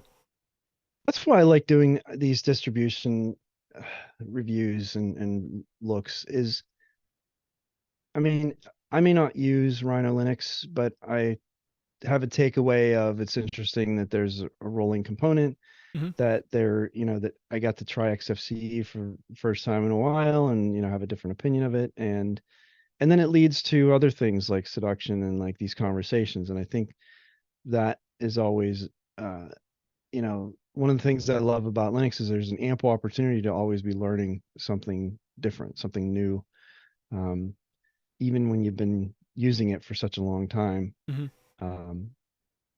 I think that's why I find, so when you had the conversation about what was it 2 weeks ago, whenever we asked, what was everybody's favorite type of episode, application or review or a distro review or open mic night, blah blah blah. And it's why I picked distro, because of exactly this. I just feel Right. like I get a lot out of these.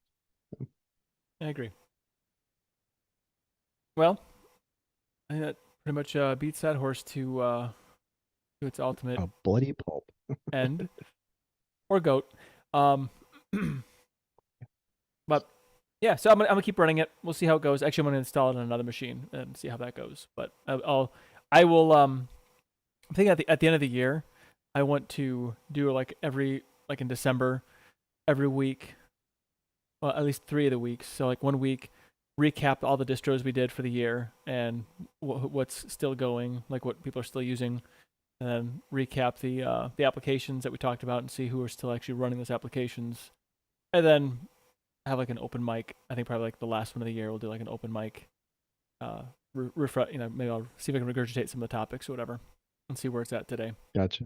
But anyway, so next week is a news flight night. So if you got any suggestions for any news topics, send them to suggestions@linuxsaloon.com, or if you can find me on Telegram or the Linux Saloon Telegram group, that'd be great too.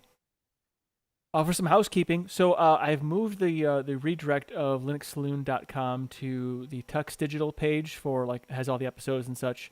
I'll get the calendar on there eventually, but if not, if you want to check out the calendar, go to cubiclate.com/linuxsaloon. Eventually, I get that all cleaned up, but give me some time. I'm very slow and been busy. Yeah, and if you have any suggestions for anything, so discussion suggestions, distribution suggestions, applications, or poll ideas, please send them. That'd be great. So we are running out of time, and I want to make sure that we get to you, Ben. So I've trimmed down the time a little bit, but you have an update I here will on do my Storm best OS. to cut it down. Yep, I know Yes. so I know that you've been last time on the Adventures of Ben, you had the Storm OS that you were working on, and also you decided to, I think I saw the term self-flagellation, where you want to do Linux from scratch and try and build your own distribution from scratch. Oh golly. Not sure why you Yes. want to do that, but you have said that. So where are these two projects of yours? Where are they at? At the moment, StormOS is still being going. As I said in the chat, we now have my gorgeous new girl on the team. Welcome. And she is been testing this throughout the day, bless her heart.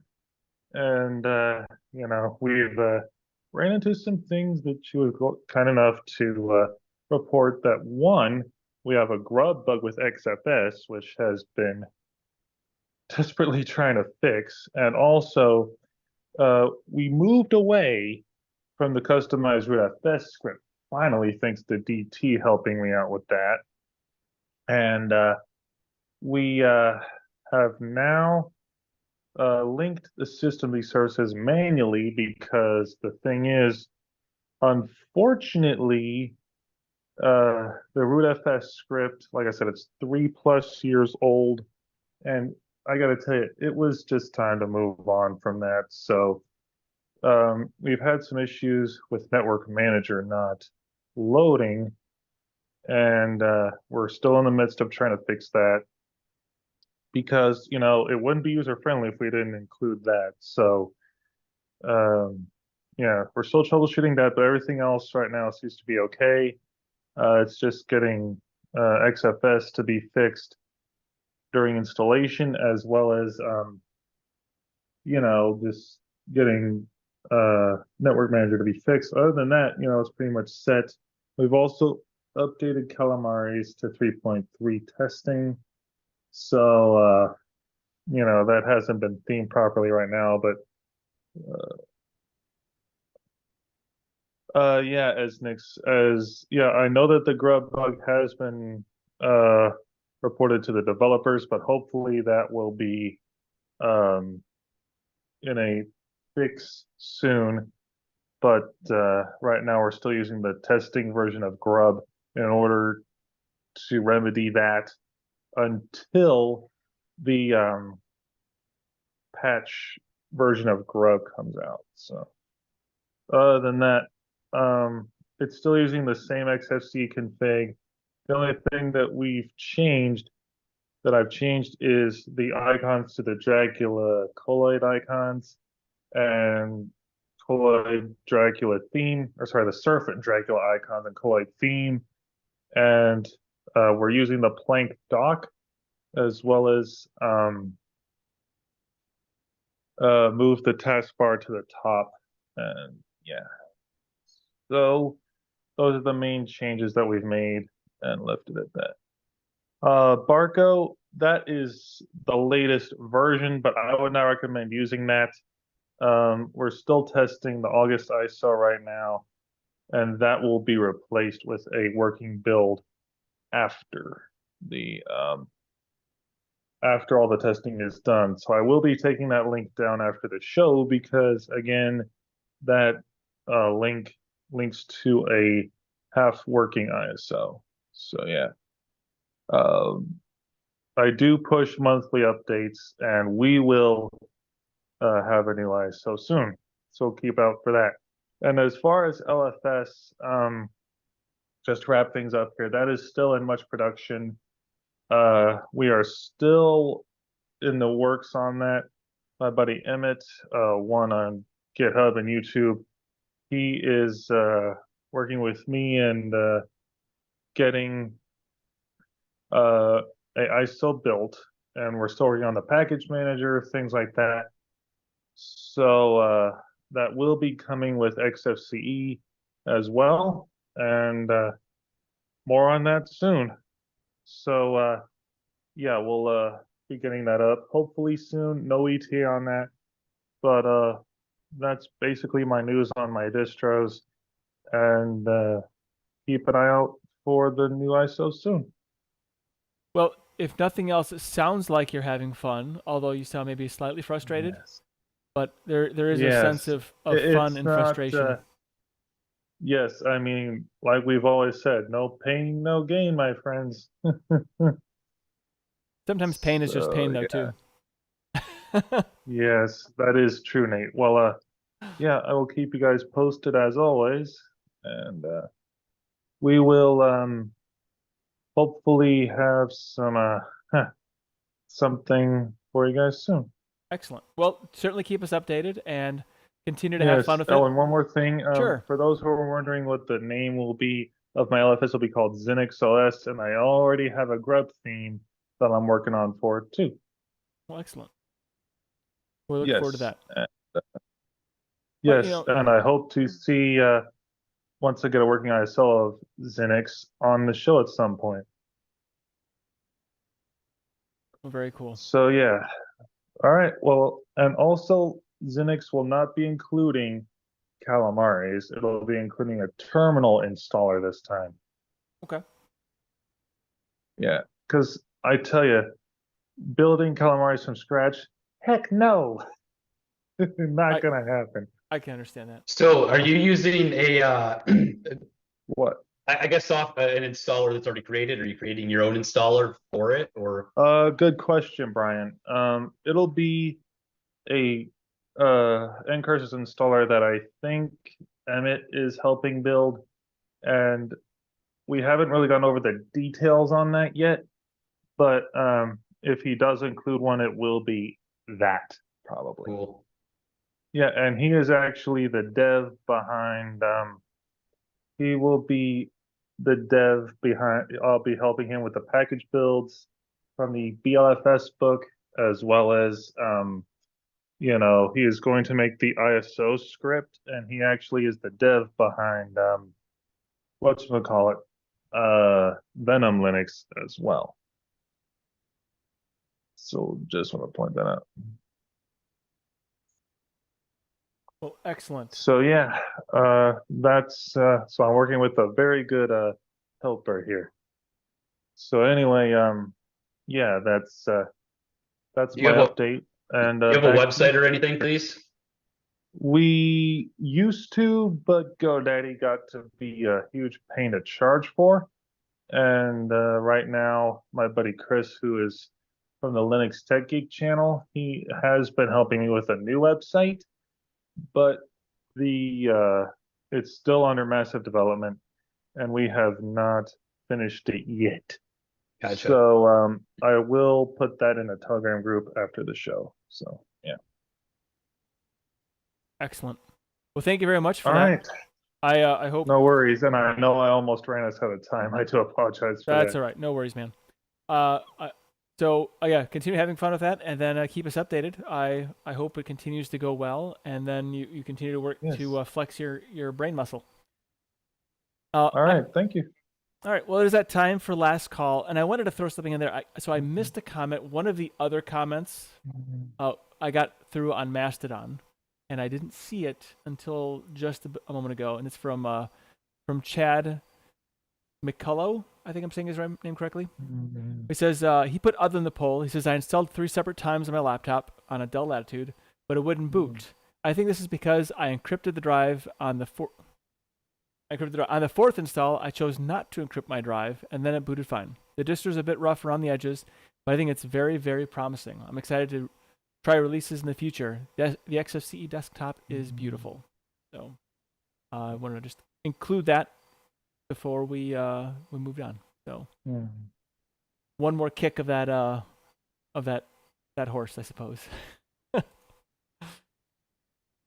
So Eric, Distro Hoppers Digest. You said the next distribution you're going to talk about will be Rhino Linux. When will that be? Yeah, it will probably be Rhino.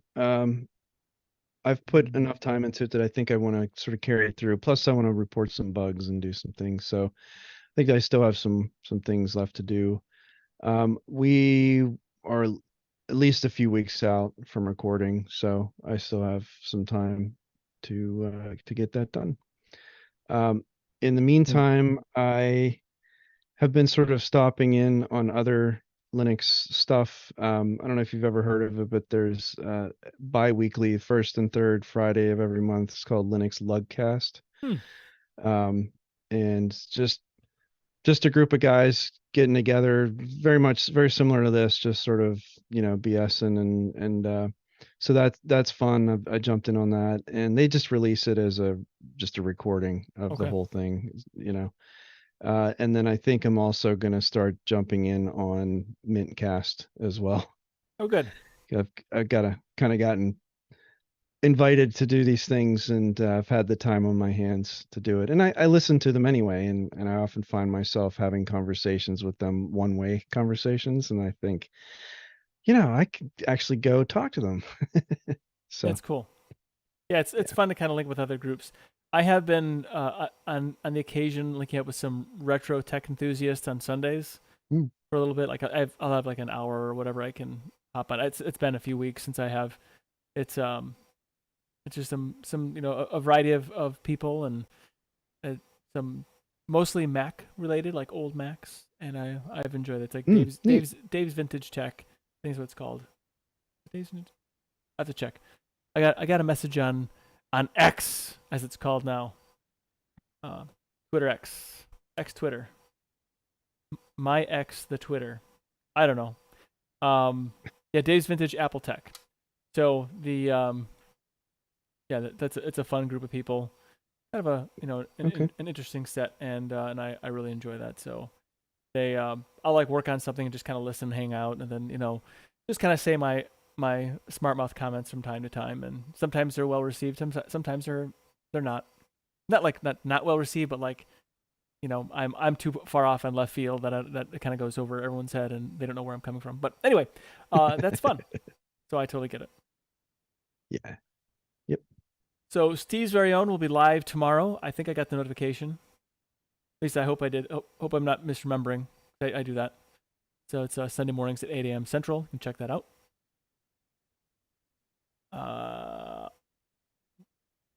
Linux Out Loud. We recorded an episode this past week. We are going to go to a video format, so audio and video.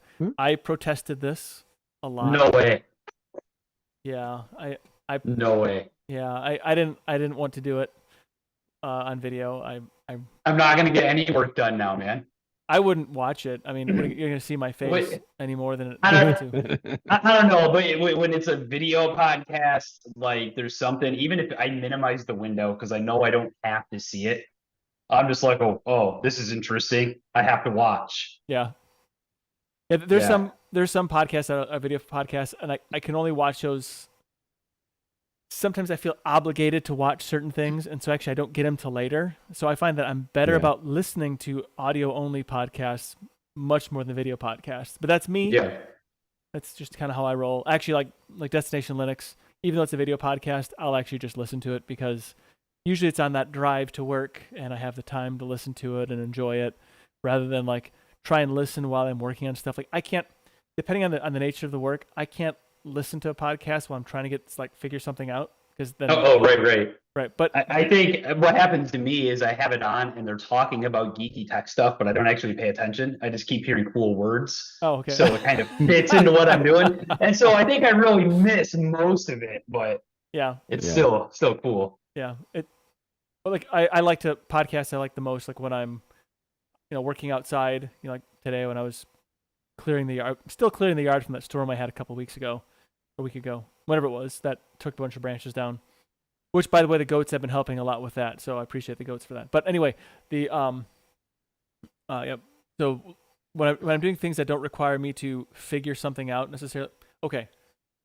Depending on the kind of figuring out, if it's like a mechanical problem, absolutely I can listen to a podcast. But if it's a technical problem that's not mechanical, that requires me to write something, then I can't do podcasts. That's gotta be music. So anyway. But like soldering, podcasts. Any kind of like scripting, no podcast.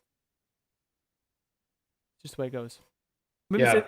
and that requires some sort of, Scripting and podcast, I don't think those go together. no. I've actually like, No. or if I'm like doing any like writing, I can't. It's gotta be music.